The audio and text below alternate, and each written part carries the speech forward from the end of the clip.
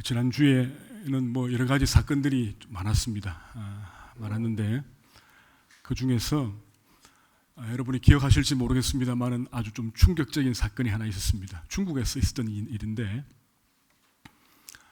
중국 산시성에 79세 된 할머니가 산채로 땅에 매장되는 일이 벌어졌지요. 그리고 3일 만에 이 할머니가 구출되었습니다. 근데 살아났습니다. 이 할머니는 그 중풍으로 반신불수가 된 그런 상태였는데 놀랍게도 그 할머니를 땅에 묻은 사람이 그의 아들이었습니다. 58세 된 중국 이름으로 마씨라고 하는 마씨 성을 가진 그런 아들인데 이 아들이 어머니를 숲속으로 데리고 가서 그 땅을 파고 살아있는 어머니를 거기에 묻어버렸습니다. 그 마씨의 부인이 이상하게 여겨가지고 신고를 했지요, 경찰에. 경찰이 이제 출동해가지고 그 묘지를 팠습니다. 파보니까 놀랍게도 그 3일 동안 그게 묻혀 있었지만 그 공간이 있어서 그 어머니가 이제 살아났다라고 하는 그 소식을 듣게 되었습니다. 참 아무리 세상이 이렇게 각박하고 타락해도 어떻게 살아있는 어머니를 이렇게 땅에 묻을 수 있겠습니까? 이해할 수가 없는 일입니다. 근데 사실 여러분, 우리 사회가 뭐 살아있는 어머니를 산채로 땅에 묻는 그런 일은 아직은 없지만 사실 이와 비슷한 일들이 상당히 많은 건 사실입니다. 뭐 부모님을 구타하는 건 물론이고 뭐 밥도 챙겨드리지 않고 또 심지어는 그 부모님을 이제 살해하는 그런 사건이 사실은 종종 있습니다. 우리가 과거에 우리나라가 동방예의지국이었지 않습니까? 이런 일들이 우리에게는 엄청난 충격으로 다가오고 있습니다. 그래서 오늘 어버이 주일입니다. 그래서 십계명의 제5계명 내 부모를 공경하라 이 말씀을 여러분에게 드리도록 하겠습니다. 그 전에 제가 지난주에 우리가 이제 5, 6월 달에는 십계명을 다룬다 그 말씀을 드렸죠. 그래서 서론적으로 이 부분을 조금만 더 말씀을 드리고 이 부분에 대해서 이제 말씀드리겠습니다. 우리가 교회에 출석을 하고 예수 믿으면 반드시 외워야 하는 것들이 몇 가지 있습니다. 기본적으로 성경 66권의 이름, 창세기, 출애굽기, 레위기 쭉 나가는 이름하고 또 예전에 우리가 학생 때 예수님의 12제자 이름을 외웠죠. 이 두 가지를 외우기 위해서 노래도 있습니다. 그렇죠? 노래도 있고 한데 그 다음에 또 뭡니까? 그 다음에는 주기도문, 사도신경, 그리고 십계명 이런 그 계명들을 좀 외워야 합니다. 특별히 우리가 성경 66권의 이름은 잘 몰라도 괜찮습니다. 괜찮은데 또 예수님의 12제자 이름도 잘 몰라도 괜찮습니다.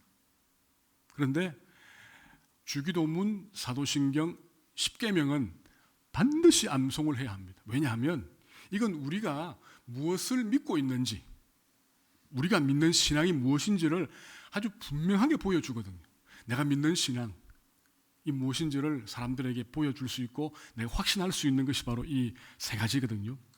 그래서 제가 1년 우리 12달인데 제가 한 4개월씩 나누어 가지고 주기도, 사도신경, 십계명 이렇게 지금 외우고 있지 않습니까? 이번 주에도 이제 우리 십계명 이렇게 읽었는데 그래서 너무너무 중요합니다. 그래서 아마 이 자리에 계신 분들은 다 이제 이 부분을 다 알고 있는데 중요한 건 뭐냐면 무엇인가 그 계명이 무언가를 아는 것은 크게 어렵지 않습니다. 그런데 그 계명의 중요한 의미가 무엇인지를 아는 것이 참 중요하겠죠. 그렇습니다. 자, 오늘 이제 우리가 보는 이 십계명 같은 경우에는 여러분이 아시는지 모르겠습니다. 십계명 하나님께서 왜 십계명을 주었습니까? 왜 주었을까요? 또 십계명을 누구에게 주었을까요? 주 대상자가 누구일까요? 그리고 왜 십계명이 10개입니까? 5개가 아니고 7개 아니고 왜 10개를 주었을까요? 이런 기본적인 의문이 있습니다. 그렇죠? 자, 여러분, 십계명을 왜 하나님이 주었습니까? 가만히 이건 사실은 창세기와도 밀접한 관계가 있습니다. 우리가 아는 것처럼 이스라엘 백성들이 400년 동안 이게 430년 동안 이집트에서 종살이 했지요. 하나님께서 이제 모세를 통하여 출애굽시켰지 않습니까? 애굽시켰습니다. 그런데 하나님께서 이스라엘 백성들을 바로 가나안 땅으로 보내지 않고 광야에 잠시 머물게 했습니다. 물론 그 가나안 땅으로 들어가려면은 광야를 거쳐야 하는데, 우리가 성경을 보면은 하나님께서 그 시내 광야, 시내 산이 있고 그 앞에 있는 넓은 광야가 시내 광야인데, 시내 광야에 이렇게 정착을 하도록 했습니다. 잠시 멈추도록. 이스라엘 백성들이 출애굽을 해가지고 3개월 만에 시내 광야에 도착을 딱 합니다. 그리고 하나님께서 모세를 이제 시내 산으로 부르시죠. 불러서 십계명을 주시고 율법을 주십니다. 자, 여러분, 왜 하나님께서 바로 가나안 땅으로 넣지 않고 왜 시내 광야에서 머물게 하시고 그 다음에 십계명과 율법을 주었을까요? 왜 주었습니까? 이유는 간단합니다. 그건 이스라엘 백성들이 이집트에서 400년 동안 노예살이 했기 때문에 그렇습니다. 노예, 400년 종살이 했습니다.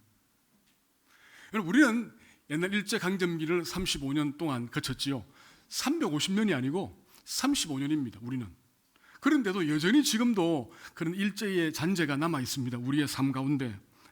그런데 이스라엘 백성들은 400년 되는 긴 시간 동안 그들이 이제 노예로 살았지 않습니까?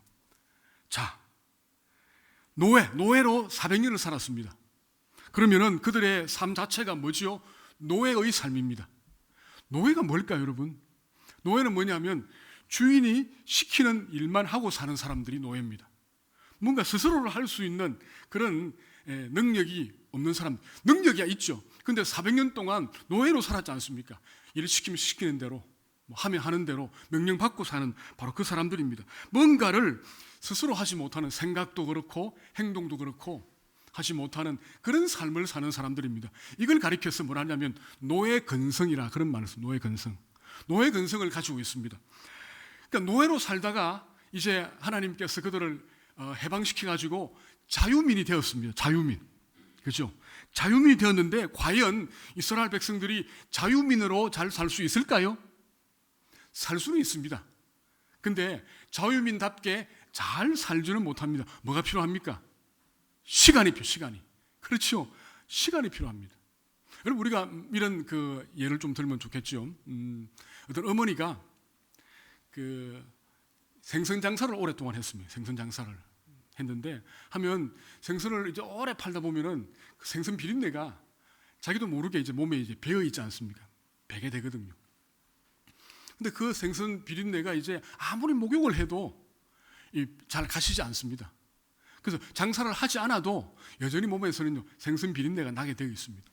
그럼 어떻게 합니까? 그건 이제 시간이 조금 흘러야만이 그것이 조금씩 제거되겠지요. 또 어떤 경우에는 어떤 거지가 하루아침에 아주 부자의 양자로 들어오게 되었습니다. 어제까지는 거지였는데 오늘은 부자의 양자입니다. 그럼 그 거지가 이제 양자가 되었다 그래가지고 뭐 바로 부자들이 쓰는 말을 하고 부자들처럼 밥을 먹고 그렇게 할 수 있겠습니까? 그렇게 하기 어렵습니다. 뭐가 필요하다고요? 시간이 필요해요. 시간이. 마찬가지입니다. 하나님께서도 400년 동안 노예로 살았던 노예 근성을 지니고 있는 이 이스라엘 백성들에게 있는 노예 근성을 하나님께서 이렇게 빼주시기를 원했어요. 왜냐하면 노예 근성을 가지고는 자유민답게 살 수가 없거든요. 하나님을 바르게 섬기고 자유롭게 섬기고 살 수 있는 그런 부분이 안 되기 때문에 하나님께서 이 노예 근성을 빼기 위해서, 그리고 앞으로 어떻게 자유민답게 하나님을 섬기는 자유의 사람답게 살 것인가를 하나님께서 가르쳐 주시기 위해서 그들에게 십계명과 율법을 주었다는 것을 우리가 알 수 있습니다. 자, 그렇기 때문에 이 십계명을 가리켜서 우리가 뭐냐면 자유를 얻은 하나님의 백성들을 위한 자유의 대헌장이다, 그렇게 볼 수가 있습니다. 자유의 대헌장입니다. 자, 다음 시간에 또 되면 또 이 부분 조금 말씀드리겠는데 굉장히 중요한 부분입니다. 자, 그래서 이 부분이 하루아침에 제거되지 않기 때문에 하나님께서 일정한 장소에 모여서 하나님 말씀을 주고 이제는 하나씩 노예 근성을 이제 빼내기를 원하셨는데 그게 잘 되지 않았습니다. 그래가지고 그 노예 근성을 몸에서 다 제거하기 위하여 하나님이 하신 계획이 뭐지요? 40년 동안 광야를 돌게 한 겁니다. 그러니까 40년 동안 광야를 돌면서 온갖 고난과 고통과 그런 그 심판을 받으면서 조금씩 400년 노예 생활의 노예 근성이 이제 빠지게 되었고, 마침내 하나님께서 그를 이제 이스라엘 백성들을 가나안 땅으로 인도하게 되었다라고 하는 겁니다. 여러분 잘 보시면 신명기 말씀이 사실은 가나안 땅에 딱 들어가기 전에 모압 광야에서 주신 말씀이지 않습니까? 거기서 하나님이 뭐 한다고요? 다시 십계명을 낭독해 하는 것을 볼 수 있습니다. 신명기 5장입니다. 그러니까 어쩌면 이 십계명은 자유를 얻은 하나님의 백성들에게 주신 하나님의 뭐라고요? 자유의 대헌장이다 라고 하는 것을 꼭 이제 기억하시면서 우리 십계명을 대하시면 되겠습니다. 자, 그러면 십계명은 누구에게 주어진 계명일까요? 이 십계명 우리가 다 고백하는데 기본적으로는요, 모든 믿는 성도들에게 주어진 하나님의 말씀입니다. 그런데 십계명을 조금 자세히 보면 이 십계명이 누구에게 주어졌는가를 알 수 있습니다. 그리고 오늘 여기 이제 제가 5계명을 말씀드리는데, 그러니까 5계명도 같은 의미입니다. 5계명, 내 부모를 공경하라라고 하는 이 계명을 누구에게 주었을까요? 자녀들에게 주셨지요. 그렇죠? 부모를 모시고 있는 자녀들. 그런데 나중에 저 뒤에 10계명, 10번째 계명을 보면은 그게 뭐라고 했습니까? 그게 보면은 그게 앞에 보면 내 이웃에 있는 내 이웃의 아내나 또는 남종 여종을 탐내지 말라, 그런 말씀이 있지 않습니까? 자, 그러니까 이웃의 아내라고 하는 것은 이미 이 사람이 결혼했다는 이야기지요. 결혼한, 그러니까 아내가 있는, 남종과 여종을 가지고 있는. 그러니까 이 십계명의 기본적인 대상은 모든 성도들인데 주 대상은 누구인가?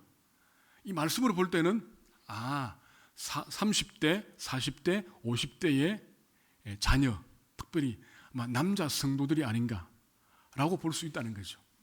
그 부분들을 그러니까 좁게 말하면 그렇다라고 하는 것을 우리가 이제 알 수 있습니다. 자, 십계명 잠시 들어가겠습니다. 자, 제 1계명부터 들어가야 하는데 오늘이 어버이 주일이기 때문에 5계명부터 먼저 하겠습니다.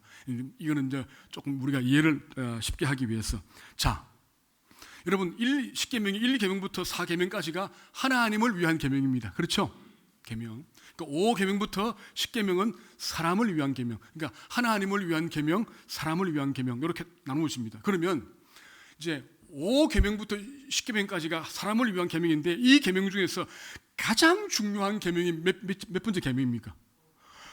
당연히 사실은 제일 앞에 있는 제5계명이 되겠지요. 제5계명입니다. 너의 부모를 공경하라. 근데 여러분 생각을 해보십시다. 너의 부모를 공경하라라고 하는 것은 효도에 관한 계명입니다. 우리식으로 말하면. 근데 그 뒤에 나오는 계명이 뭡니까? 살인하지 말라, 간음하지 말라, 도둑질하지 말라, 이런 계명이 쭉 나오지요. 그러면 부모님을 제대로 섬기지 못하는 죄가 불효죄 아닙니까? 불효하는 죄. 그러면 사람을 죽인 죄는 뭐지요? 살인죄지요. 불효하는 죄가 큽니까? 살인죄가 큽니까? 애매합니다. 그렇죠? 애매합니다. 우리의 현대의 어떤 상황으로 보면요, 살인죄가 훨씬 크지요. 그렇죠? 부모 불효하는 죄보다 살인죄가 사실은 큽니다. 그런데 놀랍게도 하나님은 부모 공경을 제5계명으로 넣고 살인죄를 6계명으로 넣었습니다. 그게 무슨 말입니까? 살인죄보다 불효하는 죄가 하나님에게는 훨씬 더 큰 죄라고 하는 겁니다. 그렇죠? 그렇습니다. 불효죄가 훨씬 더 크다라고 하는 것을 우리가 알 수 있습니다. 하나님 앞에서 믿음으로 사는 신앙인들에게는 그거 하나 꼭 기억을 하셔야 됩니다. 그 중요한 부분입니다. 자, 그렇다면 요건요, 이 제5계명이 사실은 짧습니다. 너의 부모를 공경하라, 이 부분이죠. 자, 이 너의 부모를 공경하라고 하는 이 부분에서 제일 중요한 게 뭐냐면 공경하라라고 하는 단어입니다. 공경하라. 공경한다라고 하는 이 말은 사실은 어려운 단어가 아닙니다. 이 뭐냐면요, 공손하게 받들고 섬긴다라고 하는 의미입니다. 그죠? 그러니까 대부분의 한글 번역 성경에는 이 5계명을 번역할 때 너의 부모를 공경하라 그렇게 되어 있습니다. 이것만큼 좋은 단어가 없거든요. 그래서 번역할 때에 공경하라라고 하는 언어로 번역을 했는데, 사실은 이 공경하라라고 하는 이 히브리 단어가 뭐냐면 카베드라고 하는, 카베드 뭐라고요? 카베드라고 하는 히브리 원어입니다. 카베드. 이 카베드라고 하는 이 원어는 사실은 공경하라라고 하는 이 의미보다 조금 더 깊은 의미가 하나 있습니다. 그게 뭐냐면 무겁게 여겨라 그런 뜻입니다. 이 카베드라고 하는 단어가 무겁게 여겨라. 그러니까 이 5계명을 직역하면 뭐지요? 너의 부모를 무겁게 여겨라 그 말입니다. 무겁게 여겨라. 가볍게 여기지 말고 무겁게 여겨라. 그러니까 사실은 이 5계명을 정확하게 번역하면 뭡니까? 너의 부모를 우리식으로 말하면 존중하라라고 하는 것이 훨씬 더 정확합니다. 그렇지 않습니까? 존중하라. 존자는 우리가 받든다는 뜻이고 중자는 무겁다는 뜻이거든요. 무겁게 받들어라 이 말이거든요. 존중하라는 말이 훨씬 더 원어에 가까운 그런 번역입니다. 자, 그런데 이 뭐 공경하라고 하든 존중하라고 하든 이 카베드라고 하는 단어가 명령형인데 이 단어가 구약 성경 가운데서 네 번 사용되었어요. 4번. 그러니까 공경하자 뭐 이런 단어는 있는데 공경하라 이 명령형으로 사용된 단어가 4개입니다. 4번 나옵니다. 4번. 놀랍게도 이 4번 중에 2번은 하나님께 대하여 이 단어가 쓰였고 2번은요 부모님에 대하여 이 단어가 쓰였다는 겁니다. 그러니까 이 카베드라고 하는 단어는 반드시 하나님과 부모님에게만 사용된 단어라고 하는 겁니다. 이 부분이 굉장히 중요합니다. 무슨 의미일까요, 여러분? 왜 성경이 존중하라, 공경하라라고 했을 때에 왜 이걸 부모님에게, 하나님에게만 사용되었을까요? 그러니까 부모님에게는 공경하다라고 하는 한국말로 번역이 됐고 하나님께는 하나님을 경외하라라고 하는 그런 단어로 번역이 되었습니다. 그러니까 하나님을 경외하라라고 할 때의 그 단어와 부모님을 공경하라 할 때 그 단어는 똑같습니다.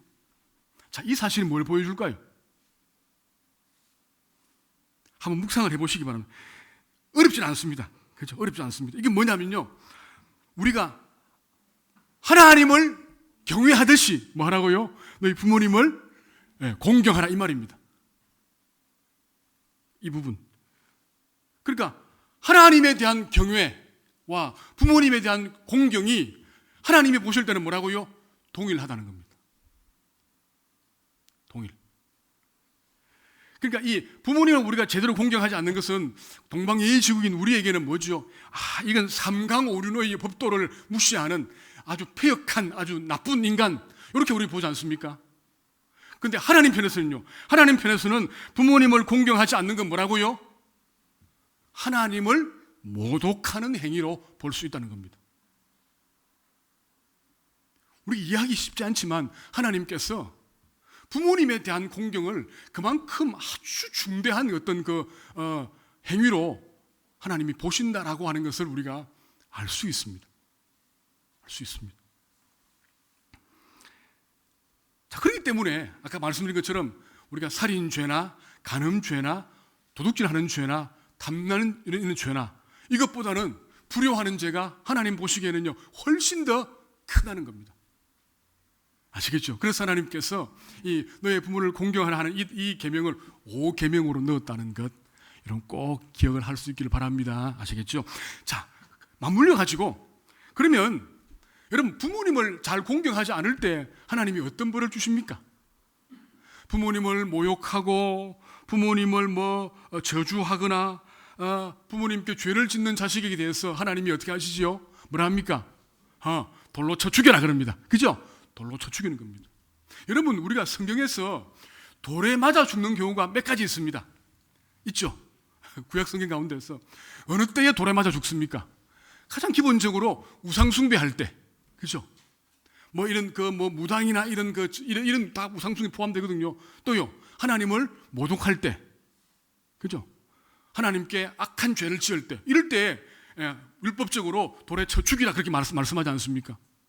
보세요, 여러분. 똑같잖아요. 하나님을 모독하는 자, 우상 숭배하는 자에게 하나님께서 뭐라고요? 돌로 쳐 죽이라 그러거든요. 근데 5계명이 오면 부모님에 대해서도 부모님을 함부로 하거나 부모님에 대해서 모욕하거나 부모님을 이렇게 박해하거나 저주하거나 그런 사람들도 하나님께서 뭐 한다고요? 돌로 쳐 죽여라 그렇게 했단 말이에요. 그러니까 비중이 똑같다는 거예요. 반대로 말하면 하나님을 잘 섬기는 사람에게 하나님이 뭘 줍니까? 하나님 은혜와 복을 주시죠. 그러면 부모님을 잘 섬기는 사람에게는 하나님 뭘 줄까요? 은혜와 복을 주시죠. 똑같다는 겁니다. 하나님을 잘 섬길 때 받는 복과 놀랍게도 부모님을 잘 섬길 때 받는 복이 똑같다는 거예요. 똑같다는 겁니다. 그렇죠? 오늘 우리가 읽은 이 출애굽기 20장 12절에 보면 하나님께서 주신 땅에서 우리의 생명이 길다 그랬어요. 우리가 부모님을 잘 공경하면 같은 본문을 다루고 있는 신명기 5장 16절에 보면은 생명이 길고 복을 누릴 것이다 그렇게 말하고 있습니다.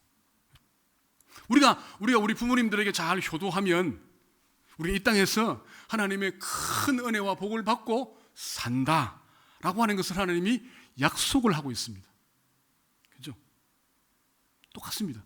우리가 하나님을 잘 섬길 때, 하나님을 잘 예배하고 말씀대로 순종하고 살 때 하나님 우리에게 복을 주시죠. 그 복과 이 복이 똑같습니다.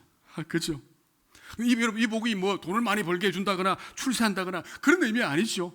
그런 의미 아니고 우리가 부모님을 잘 섬기면 하나님이 우리에게 주실 수 있는 아름다운 그냥 풍요로운 풍성한 은혜와 은총과 생명의 복을 누리며 살게 해준다는 겁니다.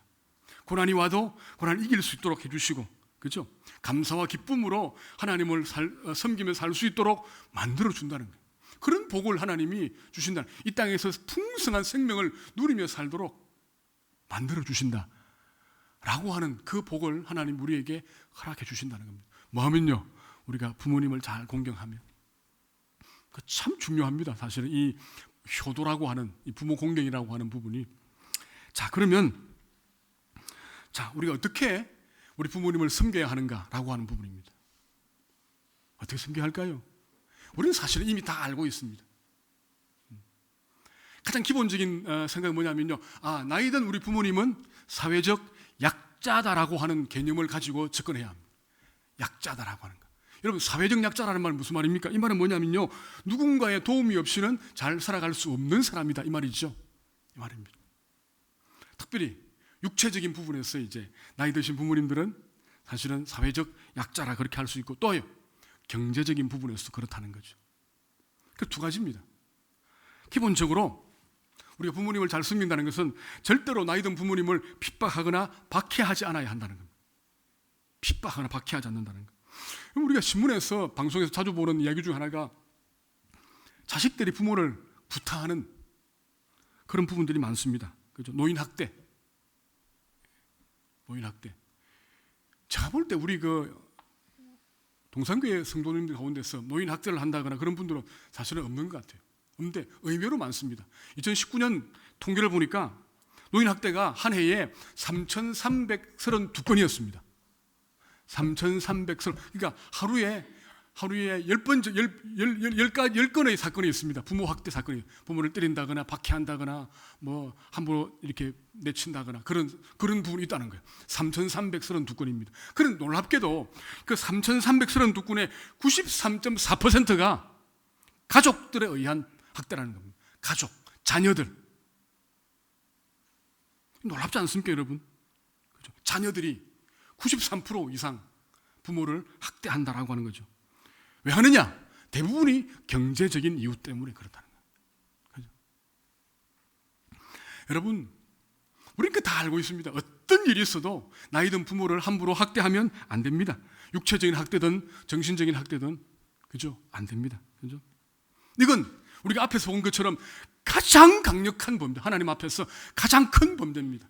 우상 숭배에 해당하는 가장 큰 범죄가 부모 학대하는 죄라는 것, 여러분 꼭 기억하시기 바랍니다. 부모님 우리에게 생명을 주셨죠. 우리를 키워주었죠. 그렇죠? 그러니까 소중하게 공경해야 할 부분. 물론 우리 부모님 가운데 연세가 드신 분들은 조금 고집스럽기도 하고 또 자녀 마음에 들지 않는 부분이 있습니다만, 그러나 하나님은 우리에게 부모님을 공경할 것을, 무겁게 존중할 것을 우리에게 말씀하고 있다는 거예요. 두 번째가 뭐죠? 두 번째가 물질적인 복량입니다. 그죠? 물질적인 복량. 나이 들었다는 것은 이제 육체적인 노동을 할 수 있는 그런 부분들이 없다는 거죠. 수입원이 없다는 거 아닙니까? 우리의 부모님들, 여기 계신 우리 이제 우리 집사님, 장로님, 권사님들의 부모님들, 그 윗세대 부모님들 저를 포함해서 자식을 위하여 모든 걸 다 투자했지 않습니까?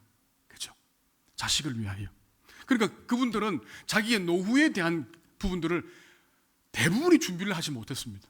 자식을 위해서 다 투자했으니까 논 팔고 밥 팔고 소 팔고 집 팔고 다 했지 않습니까? 그죠? 그러니까 사회적인 빈자, 가난한 사람들입니다. 누가 도와줘야 돼요? 요즘은 국가가 이렇게 도와줍니다만은 그러나 자식들이 도와주지 않으면 잘 살아갈 수 없는 분들이 바로 나이든 부모님들이라고 하는 것을 우리가 기억해야 하겠습니다. 물론 오늘 이 자리에 계신 우리 40대, 50대 자녀분들도 굉장히 어렵습니다. 사실 어렵습니다.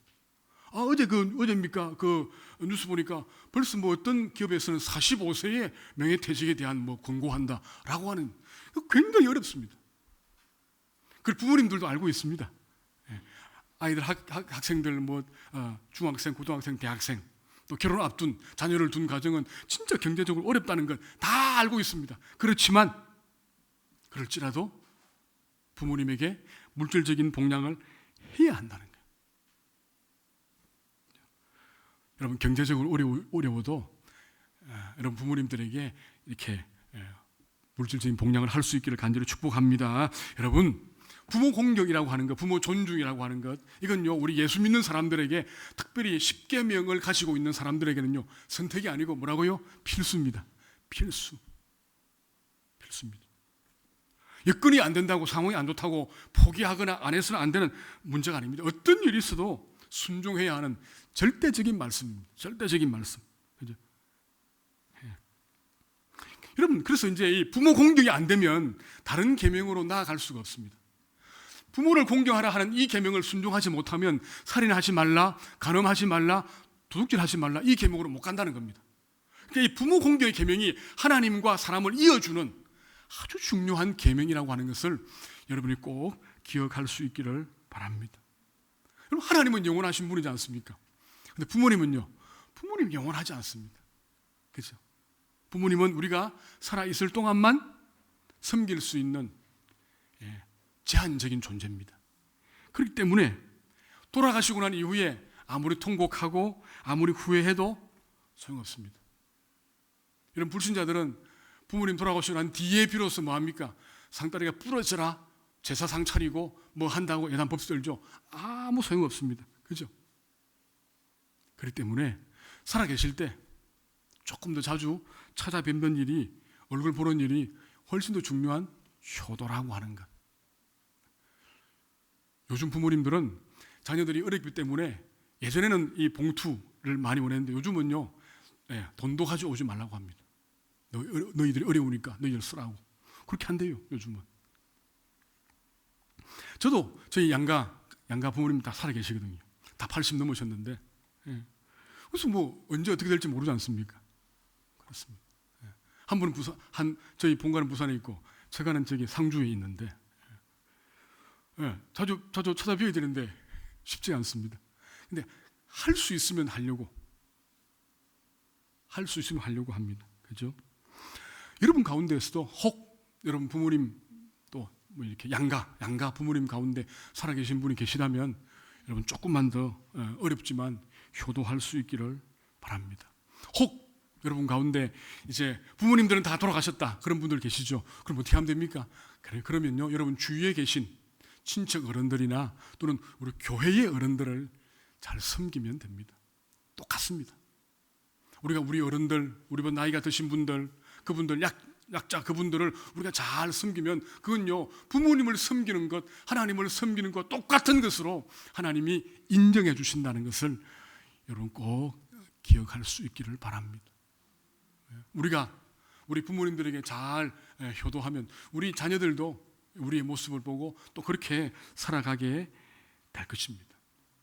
오늘 힘들고 어려운 시간을 우리가 살아갑니다만 어버이 주일 맞이하여 다시 한번 우리 부모님을 생각하고 또 감사하는 그런 복된 은혜의 시간들이 다 될 수 있기를 주님의 이름으로 축복합니다.